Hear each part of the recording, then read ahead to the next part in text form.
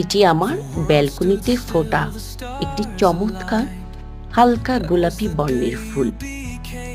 অনেকেই একে wax flower বলে বা এটি পোর্সেলিন ফুলও বলে, কারণ এর পাপড়িগুলো মোমের মতো চকচকে দেখতে।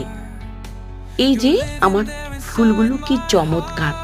এখানে আবার পিঁপড়েও জুটেছে পরাগায়নের জন্য। আমি এই গাছটি সংগ্রহ করেছিলাম ছোট্ট এক খণ্ড দিয়ে। সেটি আমি লাগিয়েছিলাম।